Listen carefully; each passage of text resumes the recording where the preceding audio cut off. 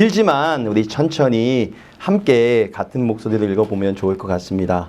마가복음 3장 20절에서 30절 같이 함께 읽겠습니다. 집에 들어가시니 무리가 다시 모임으로 식사할 겨를도 없는지라. 예수의 친족들이 듣고 그를 붙들러 나오니 이는 그가 미쳤다 하밀러라.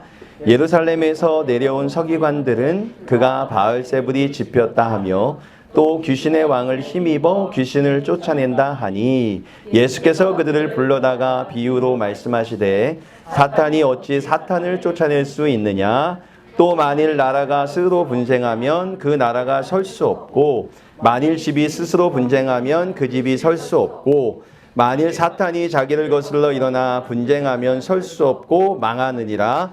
사람이 먼저 강한 자를 결박하지 않고는 그 강한 자의 집에 들어가 세간을 강탈하지 못하리니 결박한 후에야 그 집을 강탈하리라.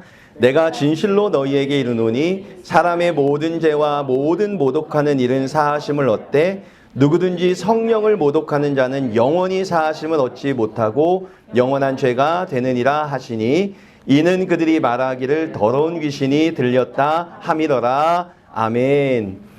오늘 말씀의 제목은 내가 떠난 자리에 무엇이 남는가 라는 제목으로 하나님의 말씀을 나눠보려고 합니다. 성경은요, 원래 질문으로 살아 움직입니다. 질문이 멈추는 순간 말씀은 그저 아는 정보로 남게 되어 있죠. 예수님께서 많은 사람들한테 말씀하실 때 사실 많은 사람들은 예수님의 말씀을 이해하지 못했습니다. 그러나 아무도 예수님께 예수님 그게 무슨 뜻입니까? 라고 묻지 않고 그냥 예수님이 말씀하실 때 그런 거야 라며 고개를 끄덕인 채 집으로 돌아갔습니다. 그러나 제자들은 달랐죠. 사람들이 다 돌아간 후에 누군가 다가와 예수님께 조심스럽게 묻습니다. 예수님, 아까 하신 말씀 사실 잘 이해가 안 됩니다. 라고 말하게 된다는 거죠. 그 질문을 할 때 예수님은 그 제자를 책망하지 않으셨어요. 오히려 기다렸던 듯이 그들을 이해할 때까지 풀어서 설명해 주셨다는 것을 우리는 잘 알고 있죠. 그래서 제자들은 예수님을 더 깊이 알게 되었고 예수님을 더욱더 이해할 수 있었습니다. 여러분, 질문을 던지셔야 돼요. 저한테가 아니라 성경 말씀에 대한 질문을 계속 던지면서 가는 것이 우리가 하나님과 예수님을 잘 알 수 있는 길이라는 것을 여러분에게 보여주고 싶은 겁니다. 그래서 저도 오늘 성경을 읽으면서 질문 몇 가지를 던져봤습니다. 여러분도 이런 질문에 대한 답을 한번 내려보면서 오늘 말씀을 한번 보도록 하죠. 오늘 본문에서 가장 당혹스러운 장면이 등장하는데 이런 말씀이 나와요. 예수님의 친족들이 예수님을 미쳤다 라고 말하면서 붙들러 나왔다 라고 말합니다. 가족들이 예수님께 나와서 저 성경이니까 미친놈 이러면서 예수님을 잡으러 나왔다 라고 말하죠. 질문, 왜 가족들, 친족들이라고 나와 있는데 여기에는 예수님의 어머니, 예수님의 형제들이 포함되어 있습니다. 예수님의 친족들이 나와서 이 미친 사람아 라고 하면서 예수님을 잡아가려고 했을까요? 성경을 읽으면서 이런 질문을 여러분 스스로 던져보시면 좋을 것 같아요. 왜일까요? 혹시 생각해 보셨나요? 떠오르는 답이 있으신가요? 예수님께서 미친 사람, 미쳤다 라면서 붙들러 나왔는데 그 바로 전에 보이니 예수님의 이런 말이 있죠. 무리가 다시 모임으로 식사할 겨를도 없는지라. 예수님이 계신 곳마다 사람들이 몰려다녔습니다. 병든 자, 귀신 들린 자, 사회에서 밀려난 사람들이 끊임없이 찾아왔습니다. 문제는 단순히 바빴다는 데 있지 않아요. 당시 이스라엘은 로마의 강력한 통치 아래 있었던 시대였습니다. 사람들이 한 곳에 몰리는 것 자체가 위험으로 여기던 시대였습니다. 왜냐하면 그 사람들이 사람구에 모여서 로마에 대항하고 반역을 일으킬 수 있었기 때문에 유대인 사람들이 많이 모였다는 것 자체가 이미 위험을 가지고 있는 상황이었습니다. 그런데 예수님은 사람들을 모으고 기존에 있던 종교 질서를 흔들고 지도자들과 충돌하고 사회적으로 가장 위험해 보이는 사람들과 어울리고 있으니 가족 눈에 볼 때는 이것이 너무나도 위험해 보였고 극단적이었고 정상적인 범주에서 벗어난 상식이 아닌 행동들이었죠. 그래서 친족들은 예수님을 붙들어서 집으로 데려가려고 했습니다.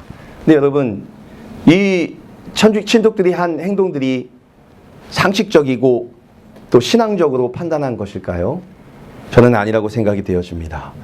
이 사람들의 판단은 신앙적으로 판단한 것이 아니라 세상에서 통용되는 상식적으로 판단했다는 거죠. 본문에서 말하는 미쳤다라는 말은 정신병을 말하지 않아요. 통제가 안 된다, 너무 과하다라는 당시의 일상적인 표현이었습니다. 너 미쳤구나 라는 말이죠. 어떤 사람들한테 우리는 이런 말을 들을 때가 있어요. 너 예수 안에 미쳤구나. 너 교회 다니니 미쳤어. 너 미친 사람 된 것 같아. 너 정상이 아니야. 너무 과해. 라면서 로마에게 어쩌면 제재를 당할 수 있는 내 아들을, 내 형을 데려가서 보호하고 집안에다 가둬놓고 좀 잠잠할 때까지 그 사람을 좀 잡아놓자라는 마음을 가지고 예수님을 잡으러 왔다라고 볼 수 있습니다. 이러지 않았을까요? 이제 좀 그만하자. 네가 가는 그 길은 너무 위험하지 않니? 사랑하는 성도 여러분, 오늘 본문은 분명한 사실 하나를 보여주는데요. 예수님과 같이 성령에 사로잡힌 사람은 가장 가까운 가족의 눈에도 미친 사람처럼 보일 수 있다는 거죠. 사랑이라는 이름으로, 걱정이라는 명분으로, 상식이라는 기준으로 붙들려 멈추게 하려고 그에게 다가와 제발 좀 그만해. 너 미친 것 같아. 너 정상이 아니야. 너 이렇게 가다가는 상식에서 벗어날 거야. 라면서 그를 잡아가려고 했던 것을 우리에게 보여주고 있다는 거죠. 어떤 사람의 성령에 사로잡힌 헌신은 성령 안에 있지 않은 사람들의 눈에는 집착으로 보이고 무모함으로 보이고 십자가의 길은 실패처럼 보인다라는 것을 오늘 예수님의 모습에서 보여주고 있다는 겁니다. 저 사람이 가는 길이 과하다고 여겨지니, 저 사람의 가는 길이 너무 지나치다고 여겨지니 잠시 잡아서 집에 가두고 안전해질 때까지 놓아두자라고 생각하고 찾아온 사람들이 이 예수님의 친족들이었다라는 것을 볼 수가 있다는 거죠. 사랑하는 성도 여러분, 여러분 중에 혹시 너 예수님 믿더니 미쳤어, 이상해, 너 정상이 아니야, 너무 과해, 너 이상한 거 아니야? 너 왜 그렇게 됐어? 교회가 이상하구만 이라는 얘기를 들어본 적 있으십니까? 여러분의 감정은, 여러분의 마음은 어땠습니까? 그 당시에 그걸 들으면서 내가 정말 그랬나? 내가 너무 과한가? 라고 생각되지 않으셨어요? 제가 오늘 말씀드리고 싶은 사항은 성령 안에 거하는 사람이 성령 안에서 하는 일이 성령을 받지 못하고 예수님을 믿지 못한 사람들 눈에 보면 과한 것으로 보일 수 있고 또 너무한 것으로 보일 수 있고 정상적인 범위에서 벗어날 수 있는 것처럼 보일 수 있다는 거죠. 그러나 성령에 사로잡힌 사람이 하는 행동은 성령을 받은 사람의 눈으로 봐야 이해할 수 있다는 것을 오늘 말씀이 보여주고 있어요. 사랑하는 성도 여러분, 여러분에게 한 가지 제안을 합니다. 우리의 눈에 다른 사람이 교회 안에서, 성령 안에서, 아니면 예수 안에서 어떤 행동을 할 때 그 행동을 우리의 상식과 우리가 가진 기준으로 판단하지 맙시다. 우리가 성령 안에서 머물면서 성령께서 이끄시는 상황이지 체크가 먼저 들어가야 된다는 것을 오늘 말씀이 보여주고 있어요. 그리고 또한 성령 안에 살아가는 사람들 열심히 일을 해 나갈 때 가까운 내 가족조차, 가까이 있는 내 친구조차 나를 이해하지 못하고 나에게 너무 과하다고, 내가 너무 이상하다고, 너 요즘에 너무한 것 같다라는 말을 들을 때 한 번 더 멈춰 서서 한 번 더 하나님께 기도하십시오. 하나님, 제가 가는 길이 하나님이 원하시는 길이 맞다면 제 주위에 있는 사람의 말을 신경 쓰지 않고 나갈 수 있는 힘과 용기를 주십시오. 그렇다고 열심히 하는 사람들 더 열심히 하라고 재촉하는 게 아닙니다. 저 또한 여러분에게 말할 때는 저 또한 성령 안에서 그가 하는 모든 일들과 모든 것을 판단할 수 있는 그런 마음을 원하는 간절함이 있기 때문에 여러분에게 말씀드리고 있어요. 제자들, 아니 예수님의 친족들이 와서 예수님을 붙들려고 합니다. 물론 그들은 예수님을 죽이려고 한 것이 아니라 이대로 계속 가다가는 정상적인 범위에서 벗어나서 로마에게 다시 벌을 당하거나 유대인에게 팽당할 수 있다는 것을 알기 때문에 예수님을 잡아서 가두고 잠시 사랑 안에서 머물게 하려는 목적으로 예수님의 부모들이 와서 또 형제들이 와서 이 예수님을 잡아가려고 하는 모습이 오늘 읽었던 말씀에 나타나고 있죠. 두 번째, 또 다른 사람이 등장하는데요. 이 사람들은 서기관들이라고 말을 합니다. 바로 예루살렘에서 온 서기관들인데 이 서기관들이 예수님한테 한 말은 똑같이 붙들려고 했거든요. 그런데 조금 다른 말을 했습니다. 서기관들은요, 가족들과 달랐습니다. 가족들은 미쳤다라는 말을 했지만 이 서기관들은 어떻게 말을 하냐면 바알세불이라는 귀신에 들려서 그 귀신의 힘으로 귀신을 내어 쫓았다라고 이야기를 하는 거죠. 그러니까 예수님이 귀신을 내어 쫓고 병자를 고쳐내고 또 여러 가지 사람들의 기적을 행하는 것은 귀신의 왕인 바알세불이 예수님 안에 있어서 그보다 약한 모든 귀신들을 내어 쫓는다. 그러니 저 사람은 귀신 들린 사람이다. 라고 이야기를 하는 거죠. 질문 하나 또 던집니다. 왜 이렇게 서기관들은 예수님이 귀신 들렸다고 저 사람은 저 귀신에 튀어가지고 더 미래 밑에 있는 귀신들을 내어 쫓는다라고 공격을 했을까요? 왜? 무엇 때문에?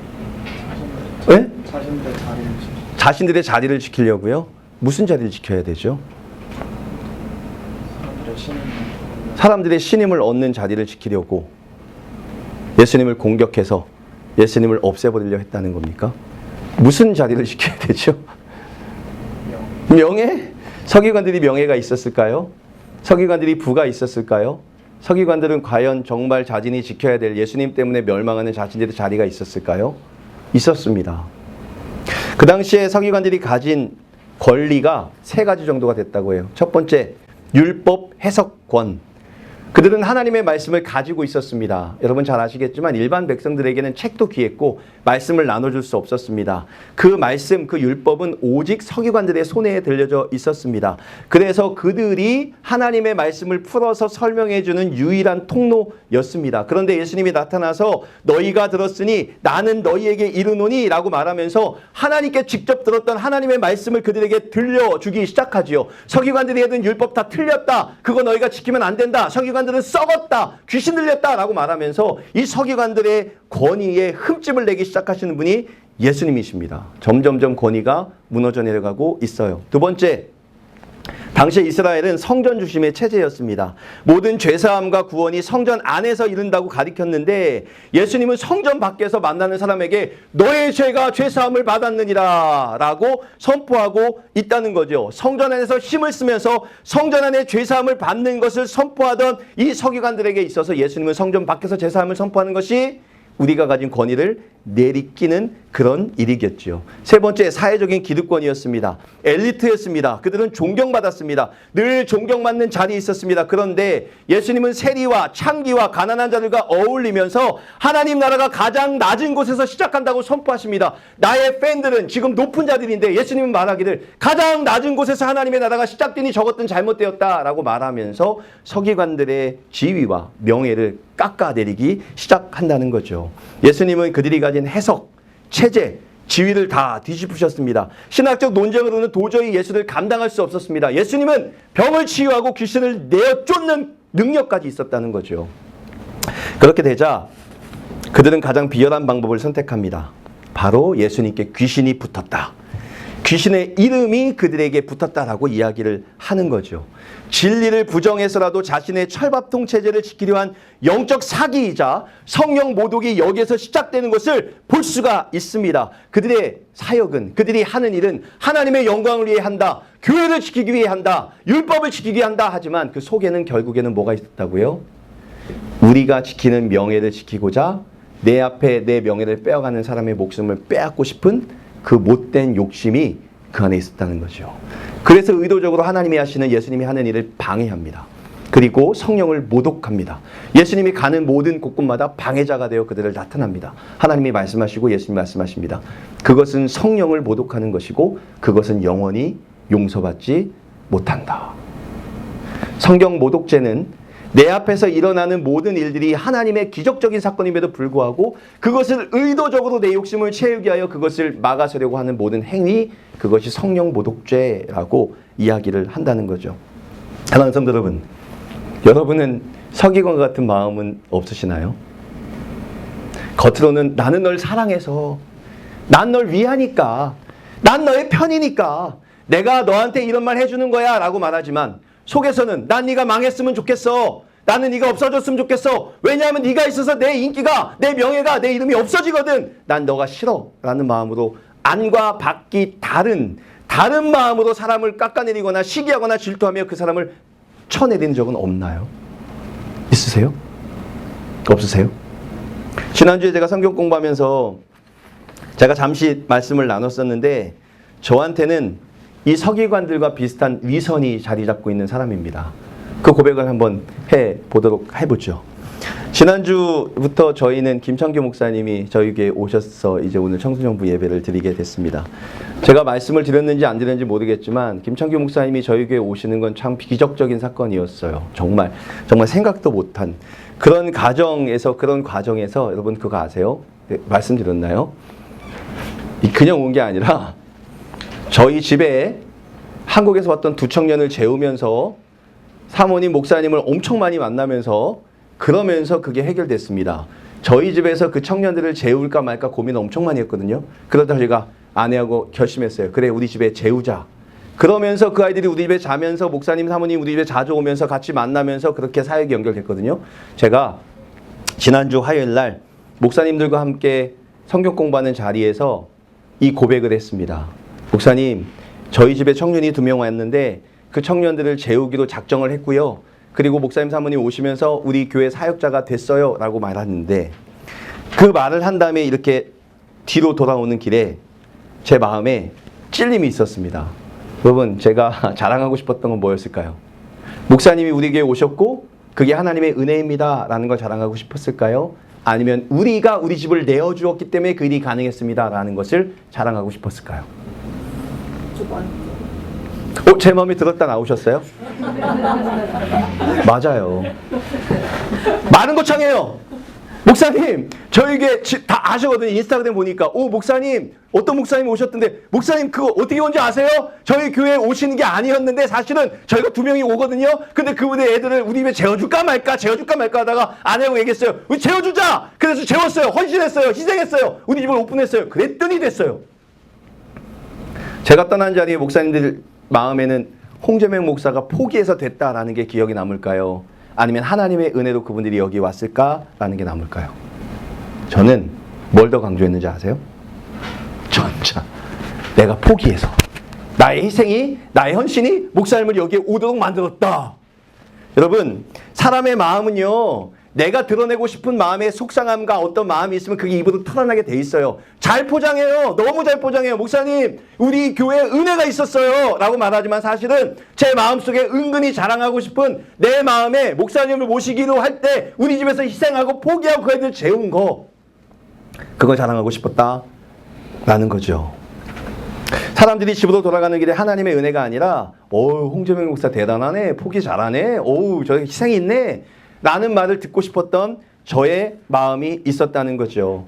말은 은혜라고 말하지만 정작 제가 떠난 자리에 하나님의 영광은 사라지고 저의 헌신만 덩그러니 남아있는 그런 모습이 있었어요. 그렇다면 저는 실패한 거죠. 이 프로는 성령을 말하고 실상은 내 입을 높이려 했던 서기관의 모습이 저희 안에, 제 안에 있었다는 말을 드리고 싶은 거죠. 내 영광을 위해 하나님의 일을 도구 삼아서 하나님이 하셨다라고 말하지만 실상은 내가 내 것을 드러내고 싶어가지고, 내 것을 지키고 싶어가지고, 내 영광을 드러내고 싶어가지고 사람들에게 이 모든 걸 포장할 수 있는 그런 마음이 우리 모두에게 있다는 것을 저는 경험했습니다.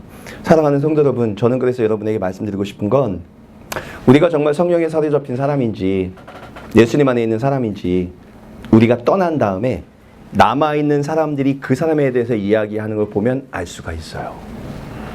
무슨 말인지 아세요?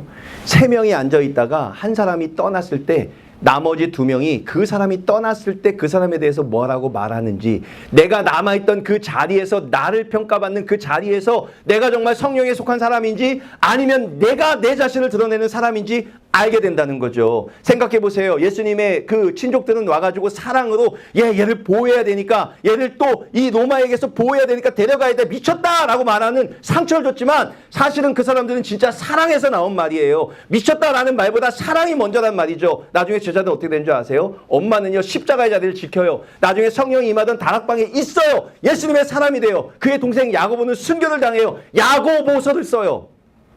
그러나 서기관들은 하나님의 영광, 율법을 지킨다, 유대교를 지킨다 라고 말하지만 끝말은 어떤가요? 예수님을 드디어 십자가에 못 박게 죽이는 데 내어준다는 거죠. 그 마음이 씀씀이가 어디에 있느냐에 따라서 그 결과가 달라진다는 거예요.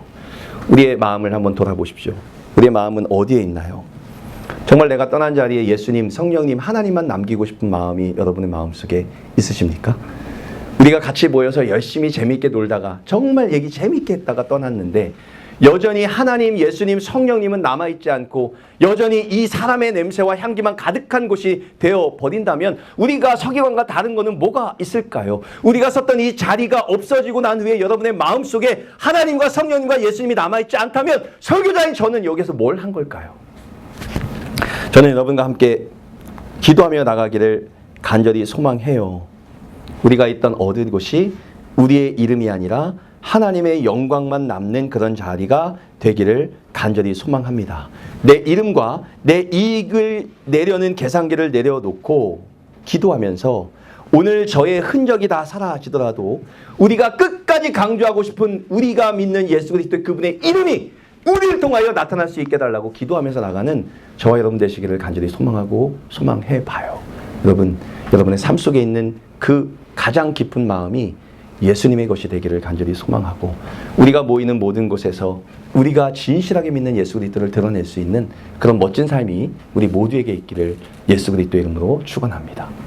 그런 삶을 살아내 보시기를 진심으로 바랍니다. 기도할까요? 우리 함께 기도하며 나갔으면 좋겠습니다. 우리가 기도할 때 혹시라도 저와 같은 실수를 하지는 않으신가요? 마음속에 있는 나의 욕심을 어떻게든 자랑하고 싶어가지고 하나님의 은혜, 교회, 성령, 하나님이라는 이름을 다 갖다 붙이지만 결국에는 나를 드러내고 싶어가지고 그 모든 것을 이용하고 있는 것은 아닌가요? 우리가 교회 안에 사람들이 모였지만 모인 사람들 안에서 성령님의 인도하심과 역사하심과 하나님의 이끌어가심이 주된 주제가 되어야 되는데 교회라는 것은 성도라는 이름은 우리를 모이게 하는 어떤 그냥 굴레에 불과할 뿐 세상적인 이야기와 향기로 가득한 그런 이야기만 가득해서 예수님의 흔적도 성령님의 흔적도 하나도 찾을 수 없는 그런 모임으로 변질되어 있는 것은 아닌가요? 여러분, 우리가 기도할 때 이렇게 기도했으면 좋겠어요. 하나님, 우리가 있는 그곳이 저로 인해 예수님의 향기가 가득한 곳이 되기를 소망합니다. 제가 머물던 그곳에 제가 있다가 빠져나왔다 할지라도 그곳에 우리가 남겨놓고 나온 예수 그리스도의 향기 때문에 그곳에 아름다운 예수님의 향기가 퍼지게 할 수 있는 그런 멋진 그리스도인으로 살아갈 수 있도록 우리를 잡아달라고 우리 함께 기도하며 나갔으면 좋겠습니다. 함께 기도할 때에 여러분의 마음이 세상의 것이 아니라 하나님의 것으로 채워지기를 간절히 소망하고 우리가 선택하고 우리가 말하고 우리가 행동하는 모든 것들이 하나님의 것이 되기를 간절히 소망합니다. 우리의 마음이 하나님의 것으로 가득 채워지게 하여 주십시오. 우리의 마음이 하나님의 것으로 가득하게 하는 역사를 허락해 주십시오라고 우리 함께 기도하며 나갔으면 좋겠습니다. 함께 합심으로 기도하시죠. 기도하겠습니다. 하나님 아버지 감사합니다. 하나님의 능력으로 말미암아 살아가고 하나님의 은혜로 말미암아 살아가게 하심을 감사합니다. 하나님 아버지 우리가 살아가는 곳이 어디입니까? 하나님 아버지 우리가 나타내는 것은 무엇입니까? 하나님 아버지 우리는 사랑으로 한다고 말하지만 아버지 진실로 사랑이 아니라 우리의 욕심을 위하여 할 때가 얼마나 많고 많은지 모르겠습니다. 하나님 아버지